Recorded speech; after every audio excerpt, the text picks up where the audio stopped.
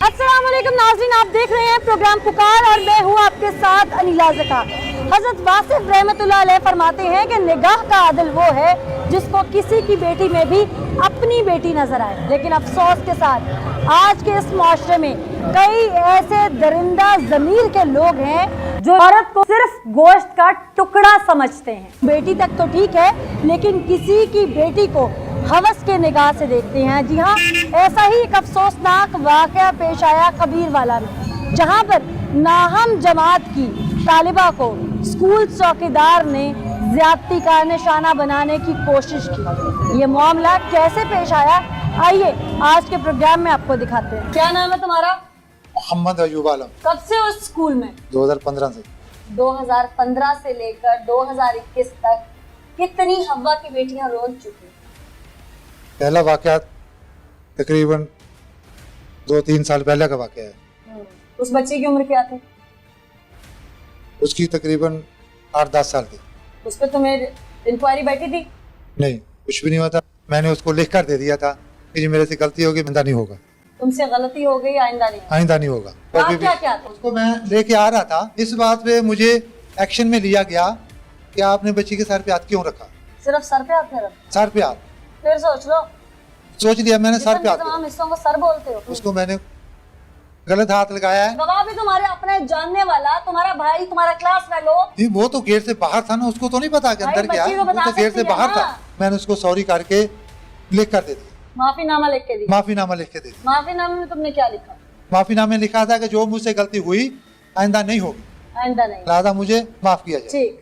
तुम्हें तो उस माफी के बाद अकल आ जानी चाहिए। आ जानी चाहिए। फिर क्यों ना आई? आ गई थी। फिर दूसरा वाक्या कब हुआ? फिर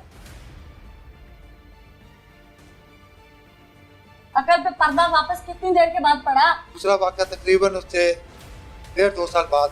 वो क्या वाक्या था? वो घर से बच्ची आई थी। सच बोलना, मैं सारी इन्वेस्टिगेशन करके आई हूँ। घर से बच्ची आई थी, लेट आई थी सुबह, वो लेट आ रही थी और मैं बाहर वाले गेट पे खड़ा था।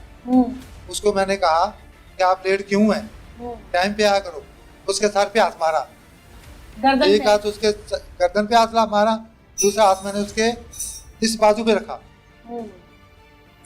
उस बच्ची ने कहा जाके कि अंकल ने मुझे टच करने की कोशिश की है।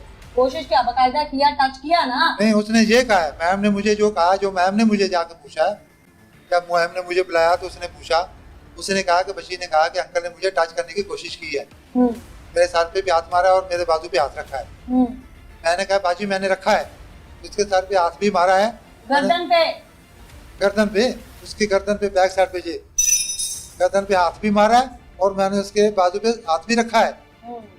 मैं मानता हूँ। उसमें तुम्हारा क्या काम था उसके बाजू पे या गर्दन पे हाथ रखने का? तुम स्कूल टीचर हो। मैं स्कूल पे गेट पे ड्यूटी पे था। गेट पे ड्यूटी का मतलब है कि बाहर से कोई गैर मुतल्लिका शख्स अंदर ना आए और अंदर से कोई बच्चा स्टडी टाइम में, स्कूल टाइम में बाहर ना निकले। इससे ज्यादा तुम्हारी कोई ड्यूटी नहीं है स्कूल एसओपी की। वो लेट आई है तो वहाँ जो ड्यूटी टीचर है, उस वक्त रोजाना सरकारी स्कूलों में 2 टीचर्स की ड्यूटी होती है। वो ड्यूटी टीचर जाने, वो पीटी टीचर जाने, वो स्पोर्ट्स की या वो निगरान उस वक्त प्रिंसिपल जाने। तो बाप थे, भाई थे, स्कूल की प्रिंसिपल थे, औरत हो, कहाँ से इख्तियार है तुम्हारे पास? किस क्लास की तालिबा थी वो? वो 6ठी क्लास की थी। 6th क्लास की बच्ची जो कि दही इलाकों में, गांव में यकीनन 12 साल की बच्ची होती है, यानी वो शरई बालिग होती है। जो मैंने किया वो आपको पहले बता दिया। मैम ने मुझे ये कहा है कि बच्ची ने आपकी ये कंप्लेन की है कि अंकल ने मुझे टच करने की कोशिश की है। मैंने कहा बाजी वो बच्ची आई है तो ऐसे मैंने उसके साथ किया है, जो बात मैं आपको भी कबूल करता हूँ। मैं कबूल करता हूँ, ये बात मैंने उसके साथ की है। दूसरी बात ये दूसरी कंप्लेन जो है, ये बच्ची ने आपके साथ खिलाफ की है, तो आप क्या कहते हैं? मैं कहा बाजी मैं से आपके सॉरी। उसने कहा अयूब भाई आप गन ले लें, आप ऊपर चले जाएं मोर्चे पे, आप गेट पे खड़े ना। मैं कहा ठीक हो गया बाजी। नाज़रीन, इसका दूसरा वाकया वो तो मैं आपके सामने रखूंगी, इसकी जुबान से आपको सुनवाऊंगी कि एक के बाद एक कैसे वाक़या रूनुमा हुआ है वहाँ पर। लेकिन उससे पहले ये तीसरे वाक़े में जो बच्ची विक्टिम है वो बुजुर्ग बाप जो उस वक्त मौके पे पहुंचा, उसने अपनी बच्ची को वहाँ से लिया और जो कुछ उसने देखा, वो वालिदा, उनकी गुफ्तगू पहले मैं आपको सुनाती हूँ। वो सब चले गए थे, मैं अकेली खड़ी थी तो अंकल मेरे पास आए, पहले इधर उधर से फिर मेरे पास आए। मैंने कहा अंकल कॉल करते घर, तो उन्होंने मैंने भाई का नंबर बताया, उन्होंने नंबर लिया और कॉल की, लेकिन पूरी कॉल गई लेकिन भाई ने उठाया नहीं। फिर दूसरे भाई को किया, उन्होंने भी नहीं उठाया और फिर पापा को लास्ट में किया, पापा ने उठा लिया था। तो पापा कह रहे मैं फ़ौरन आ रहा हूँ। तो पापा ने जैसे बंद किया वो मेरे पास आए, उन्होंने मेरे कंधे पर हाथ रखा और मेरे चेस्ट पर साइड पे ले गए। उन्होंने ऐसा ऐसा हाथ फेरने लगे और फिर थोड़ी सी शॉल उठाई, उन्होंने वहाँ पे हाथ फेरा, फिर मेरे मुंह पे किस किया और थोड़ा उन्होंने कहा कि यहाँ पे साइड पे धूप में आके खड़े हो जाओ। मैं वहाँ धूप में खड़ी हुई दफ्तर के पास थोड़ा सा, तो उन्होंने मेरे शर्ट के बटन खोल लिए और जा किसिंग करने लगे। उसी दौरान पापा आ गए, उन्होंने मुझे छोड़ दिया और मुझे भेज दिया। अस्सलाम वालेकुम जी। जी वालेकुम सलाम वरहमतुल्लाह। बाबा जी, आपकी बच्ची थी जिसके साथ इतना, अब मेरे पास लफ्ज़ नहीं है, मैं क्या कहूँ, जो जी कुछ हुआ, आप जी लेने गए थे? जी मैं लेने गया था, मैं थोड़ा लेट हो गया स्कूल से जाने में जी। मैं स्कूल में गया तो स्कूल का गेट बंद था, अंदर से लॉक था? जी अंदर से लॉक था। मैंने जब देखा मेरे से बर्दाश्त नहीं हुआ, आपने क्या देखा? वो बच्ची रो रही थी, हाँ। बच्ची को घसीटा गया, बच्ची बड़े बुरे हाल में थी। जब मैंने देखा तो मैंने बच्ची ने पूछा, मैंने कहा बेटे क्या हुआ आपको?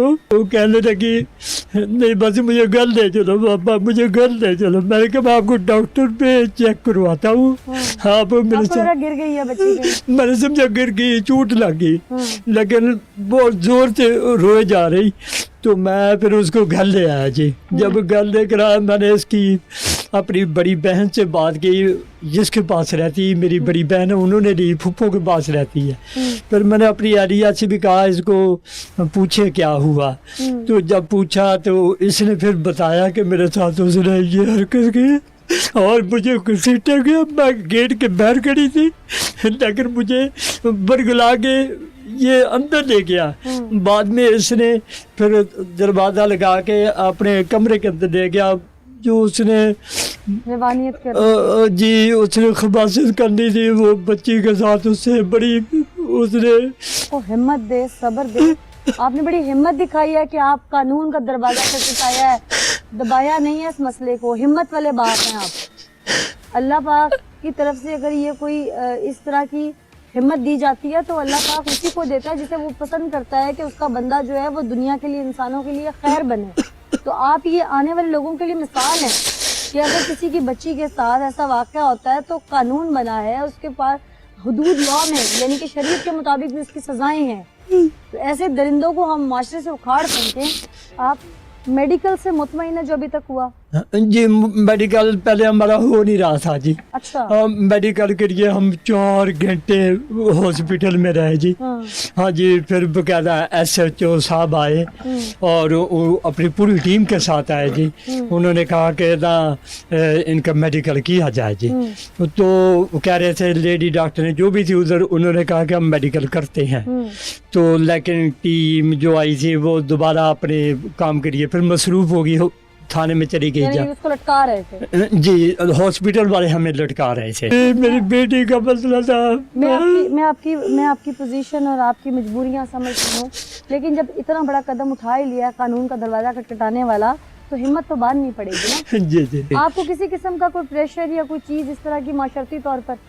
जी बस हमें हॉस्पिटल में थोड़ा परेशान किया गया था जी। भाई इनका मेडिकल रोक दिया जाए, ना किया जाए। फिर हमारे साथ रोक रहा था? बाहर से कोई कॉल उनको गई है किसी की, दबाया जी। हाँ जी, मुझे अंडर प्रेशर किया। उसने कहा कि आप ना किसी से बात ना करना। ज़मीर वाला इंसान जो होता है ना, वो एक दफ़ा गलती करता है, उस पर माफ़ी मांगता है, पछताता है, दोबारा नहीं करता। और जो बार बार की जाती है वो गलती नहीं होती है, वो गुनाह होता है। और इंसान फंसता भी तभी है, शर्मिंदा भी दुनिया के सामने तब होता है जब वो अल्लाह से बार बार मौका मांग मांग कर अपनी गलती से, अपने गुनाह से किनारा कशी नहीं करता। मेरे से ये जितनी भी गलतियाँ हुई हैं, मैं इसके लिए बहुत नदामत हूँ। मैं अपनी तरफ से तमाम अहले पाकिस्तान से, अपने बच्चों से, अपने स्कूल वालों से, बच्ची के वालिदैन से, बच्ची से, कानून से, बाकी सब से, अपने मुआशरे से, अपने अल्लाह से और उसके नबी से माफ़ी मांगता हूँ और तौबा तनसिया करता हूँ कि आइंदा ऐसी गलती कभी भी नहीं करूँगा। लिहाजा एक दफ़ा सब पूरे इस आवाम से मुझे दरख्वास्त है कि एक दफ़ा मुझे माफ़ कर दिया जाए, आइंदा कभी भी ऐसी गलती नहीं करूँगा। शुक्रिया। जो माफ़ी तुम अब मांग रहे हो, उस वक्त भी शायद तुमने रिटर्न में यही मांगी थी और तुम्हें मौका दे दिया गया था, लेकिन तुमने उस मौके को संभाला नहीं। माफ़ कर देने वाली वो अल्लाह की ज़ात है, लेकिन कहते हैं ना कि जब जुल्म बढ़ता है तो मिट जाता है। यानी कि इंसान एक गलती, एक गुनाह बार बार करता है तो कब तक वो छुपा रहता है, आखिर वो दुनिया में शर्मिंदा रुस्वा होता है। और ये वो रब की लाठी होती है जो उसको पड़ जाती है। अगर फिर भी वो बाज ना आए तो इसका खुमियाजा और बुरे तरीके से भी भुगतना पड़ सकता है, दुनिया में भी और आखिरत में भी। जो कुछ इसने किया, ये नहीं जानता कि इसका खमियाजा सिर्फ ये नहीं, इसकी औलाद, इसकी जवान बेटियां कल को अपने ससुराल में या आने वाले वक्त में इसकी जवान बीवी या इसके अहले खाना, जो भी इसके बहन भाई हैं, वो भुगतेंगे। क्योंकि इंसान एक इंडिविजुअली गलती करता है और उसका जवाब पूरे ख़ानदान को देना पड़ता है, उसके साथ जुड़े तमाम लोगों को देना पड़ता है। सो जो भी करें सोच समझ के करें कि इस माशरे में आपसे जुड़े कई ऐसे रिश्ते हैं जिन्हें आप बर्बादी के दहाने पर ले आते हैं और आपकी वजह से उनकी ज़िंदगी भी जहन्नुम बन जाती है। इसी मैसेज के साथ मुझे लीला ज़का को दीजिए इजाज़त। अगले एपिसोड में फिर हाजिर होंगे, तब तक के लिए अल्लाह निगहबान।